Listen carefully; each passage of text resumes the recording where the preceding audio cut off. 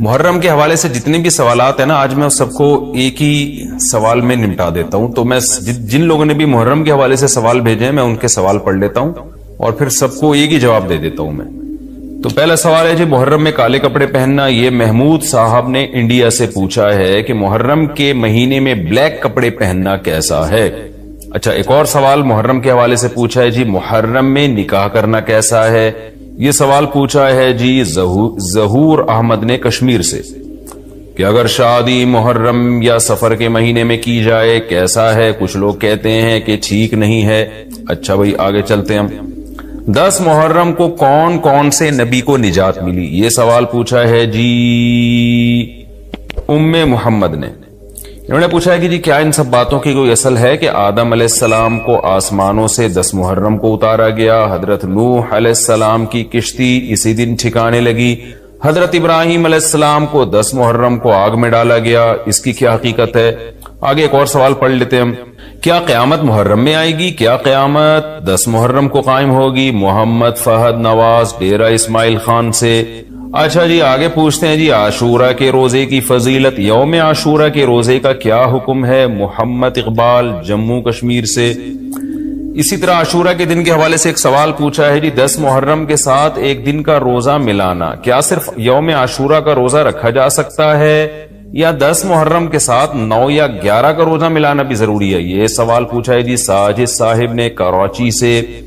عاشورہ میں قضا روزے کی نیت کرنا، کیا کسی کے قرض روزے رہتے ہوں اور وہ عاشورہ کے دن میں قضا روزے کی نیت بھی کر لے تو وہ قضا روزہ ہو جائے گا یا نہیں؟ یہ محمد اسماعیل نے راول پنڈی سے پوچھا ہے جی محرم کے دنوں میں روزے رکھنا، یعنی محرم کے عام دنوں میں روزے رکھنا. یہ سوال پوچھا ہے جی کیا محرم کے پہلے تمام 10 دنوں میں روزے رکھ سکتے ہیں؟ یہ صوبیہ ناز صاحبہ نے پوچھا ہے کرناٹک انڈیا سے. 10 محرم کو دسترخوان وسیع کرنا، یہ بڑا دلچسپ سوال ہے، اس میں میرا خیال ہے سب کو بہت زیادہ دلچسپی ہوگی. 10 محرم کے دن دسترخوان وسیع کرنے کی کیا فضیلت ہے جبکہ 10 محرم کو روزہ رکھا جاتا ہے؟ 10 دن میں کچھ کھاتے پیتے نہیں اور افطار کے وقت 11 محرم شروع ہو جاتی ہے، تو اس حدیث پر کس طرح عمل کیا جائے گا؟ عائشہ صاحبہ نے کراچی سے پوچھا ہے. اور ایک اور سوال ہے جی محرم میں حلیم بنانا کیسا ہے؟ کیا محرم میں شوقیہ حلیم بنانا اور کھانا جائز ہے؟ محمد زبیر.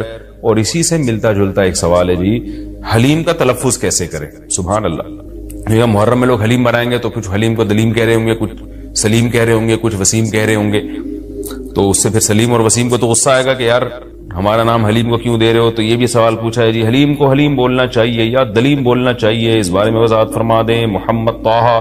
یہ سارے محرم اور محرم سے ملتے جلتے سوال تھے آج کے سیشن میں، تو میں نے کہا ایک ہی دفعہ میں سارے سوالات میں پڑھ لوں، پھر ایک ہی دفعہ میں ان سب کے جوابات ہو جائیں تو اچھا ہے. دیکھیں محرم کے بارے میں غلط فہمیاں بہت ساری ہیں.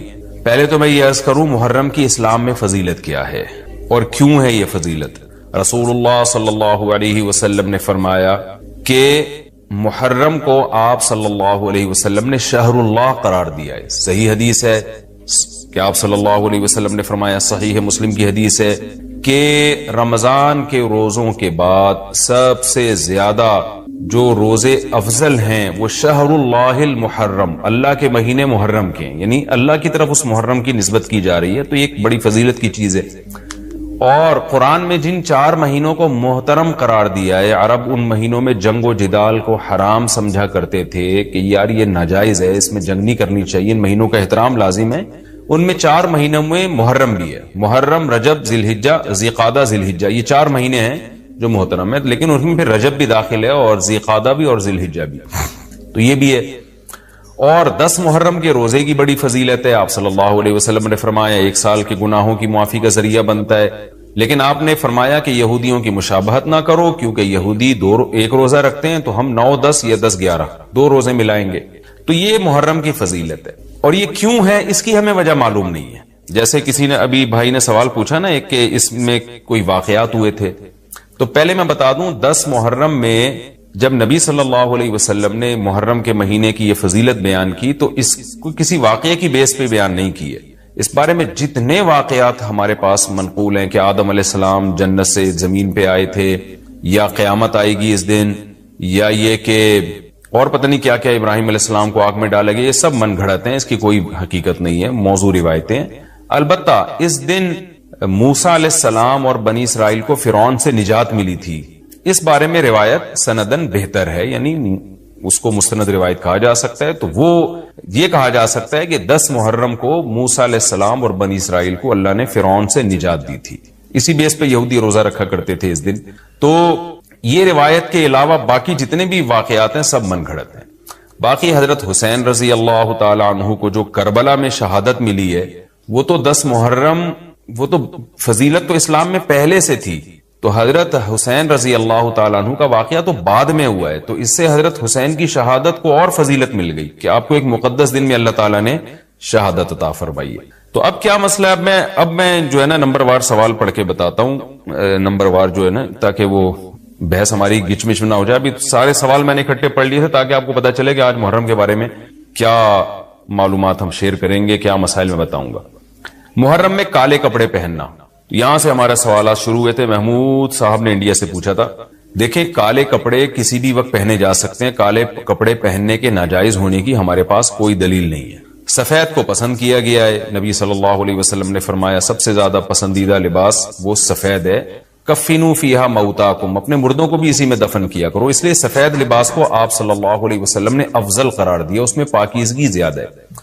باقی نبی صلی اللہ علیہ وسلم نے مختلف رنگوں کے کپڑے پہنے، اس کی علماء وجہ یہ بیان کرتے ہیں کہ اس زمانے میں غربت تھی، آپ نے سفید لباس کو پسند تو کیا لیکن نبی کے لیے ہر وقت سفید لباس کا انتظام کرنا آسان نہیں تھا، غربت تھی، لباس پہن لینا ہی بڑی بات ہوتی تھی کہ لباس مل جائے کسی کو۔ کتنے واقعات ہیں کہ ازار ہے تو قمیض نہیں ہے، قمیض بڑی مشکل سے کسی کو ملتی تھی، کچھ چادر نہیں ہے اوپر پہننے کی، اتنی غربت کا عالم تھا، تو اس میں آپ صلی اللہ علیہ وسلم یہ تکلف کرتے کہ ہر قیمت پہ میرے لیے سفید لباس لے کر آؤ، تو یہ آپ صلی اللہ علیہ وسلم کے مزاج میں جو سادگی تھی یہ اس کے خلاف تھا، تو آپ نے دنیا میں تکلف نہیں کیا، جو جیسا لباس ملا پہن لیا، پسند سفید کو کیا۔ لہذا آج کیا ہے کہ آج اللہ نے لوگوں کو مالی وسعتیں دی ہیں، تو جو لوگ سفید لباس کا معمول بنا سکتے ہیں ان کے لیے افضل یہی ہے کہ وہ سفید لباس پہنا کریں، کیونکہ نبی صلی اللہ علیہ وسلم نے ہمیں اس کی ترغیب دی ہے۔ خود کیوں نہیں پہنا، اس میں تکلف تھا، یعنی پراپر انتظام کرنا مشکل تھا، تو جو آیا پہن لیا آپ صلی اللہ علیہ وسلم نے، کیونکہ ایک چیز مشکل ہے اس میں اتنا تکلف کرنا، یہ خود بھی تو نبی کے مزاج کے خلاف ہے، تو اس لیے ہم کہتے ہیں کہ بھئی جو ملے پہن لو، لیکن اگر لوگ آج کل تو لباسوں میں تکلف ایسے ہی بہت ہو رہا ہے، تو آپ نے جب سلوانے ہی ہیں، خریدنے ہی ہیں، تو سفید کو ترجیح دیں آپ، اس میں پاکیزگی زیادہ ہے، اس میں طہارت زیادہ ہے، آپ سفید لباس کے عادی ہو گئے، آپ سے کلر والا لباس پہنا نہیں جائے گا۔ میں نے تو 15-20 سال میں نے سفید لباس پہنا ہے، تو مجھے پتا ہے کہ پھر کلر والا لباس نہیں پہنا جاتا، سفید میں پاکیزگی اتنی ہے۔ اب میں پہنتا ہوں کلر والا لباس، وہ وجہ اس کی ہے کہ بعض دفعہ گھر والوں کا اصرار ہوتا ہے، بعض دفعہ کیمرے کی ریکوائرمنٹ ہوتی ہے، وہ کیمرہ سفید لباس کو کیچ نہیں کر پا رہا ہوتا، وہ کیمرہ مین کہہ رہا ہوتا ہے بھائی کوئی اور کلر، کوئی اور کپڑے پہن کے وغیرہ وغیرہ۔ تو خیر میرا عمل تو کوئی حجت نہیں ہے، لیکن افضل یہی ہے کہ سفید لباس کو ترجیح دی جائے، پہنا جائے، اور علماء صلحاء اکثر عموماً ہم نے دیکھا ہے کہ سفید لباسی کو ترجیح دیتے ہیں، کلر والا بھی جائز ہے لیکن بہتر یہ۔ تو محرم میں بھی سفید ہی ہے، سفر میں بھی سفید ہی ہے، ربیع الاول میں بھی سفید ہے، تو محرم میں سفید کے بالکل الٹ کر لینا، کالا پہن لینا، یہ تو بالکل سفید کے اپوزٹ ہو گیا نا۔ تو ہم یہ نہیں کہہ رہے کہ کالا لباس پہننا ناجائز ہے، لیکن آپ سفید سے اگر آپ نے یوٹن لیا بھی تھا تو گرے پہ آ جاتے، گرین پہ